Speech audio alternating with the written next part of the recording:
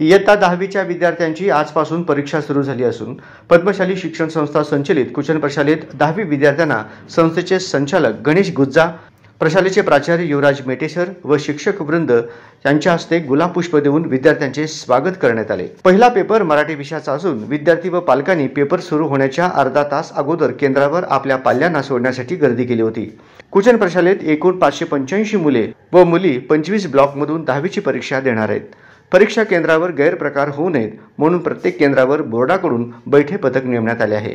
याशिवाय परीक्षेतील गैरप्रकारांवर लक्ष ठेवण्यासाठी सीसीटीव्ही व मोबाईल लाईव्हद्वारे त्यांच्यावर लक्ष ठेवण्यात येईल। वरिष्ठ अधिकाऱ्यांची 7 भरारी पथके देखील नेमली आहेत। विद्यार्थ्यांनी परीक्षा काळात कोणताही ताण न घेता पेपर सोडवावे असे आवाहन करण्यात आले। यंदाची परीक्षा कॉपीमुक्त व कोणताही गैरप्रकार होणार नाही असे मुख्याध्यापक युवराज मेटे यांनी यावेळी सांगितले। नमस्कार, मी युवराज मेटे, मुख्याध्यापक कुचन प्रशाला सोलापूर।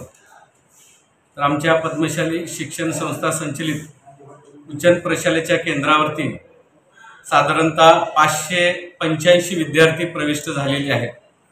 24 ब्लॉक आहेत आणि आमच्या केंद्रावर कॉपीमुक्त वातावरणामध्ये परीक्षा पार पाडण्यासंदर्भात सर्व ब्लॉक सुपरवायझरची काल मीटिंग घेऊन त्यांना सर्व सूचना देण्यात आलेल्या आहेत। माननीय जिल्हाधिकारी कुमार आशीर्वाद साहेब व माननीय शिक्षणाधिकारी माध्यमिक श्री सचिन जगताप साहेब यांच्या मार्गदर्शनाखाली सर्व शिक्षकांना सूचना देण्यात आलेल्या आहेत। तर आमच्या संस्थेने सर्व परीक्षा केंद्रावरती सीसीटीव्हीची व्यवस्था करण्यात आलेली आहे। त्याचबरोबर झूमच्या माध्यमातून जे ब्लॉक सुपरवायझर आहेत त्यांच्या मोबाईलमधून माननीय जिल्हाधिकारी व जिल्हा परिषद येथे या झूमच्या माध्यमातून सर्व चित्रीकरण त्यांना दिसणार आहे। तर कॉपीमुक्त वातावरणामध्ये मुलांनी परीक्षा द्यावी यासाठी मुलांना देखील शपथ देण्यात आलेली होती। याचबरोबर आज गुलाब पुष्प देऊन आमच्या संस्थेचे विश्वस्त आदरणीय गणेश गुज्जा साहेब यांच्या शुभ हस्ते गुलाब पुष्प देऊन सर्व विद्यार्थ्यांचं स्वागत केलेलं आहे।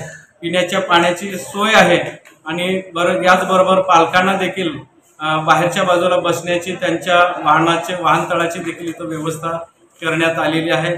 सीसीटीव्ही तर चालूच आहेत। याचबरोबर सर्व सुखसोयी मुलांना देण्यात आलेल्या आहेत आणि सर्व शिक्षक यांच्या सहकार्यातून संस्थेच्या मार्गदर्शनाखाली अतिशय उत्तम पद्धतीने परीक्षा पार पडतील अशी मी एक आशा व्यक्त करतो।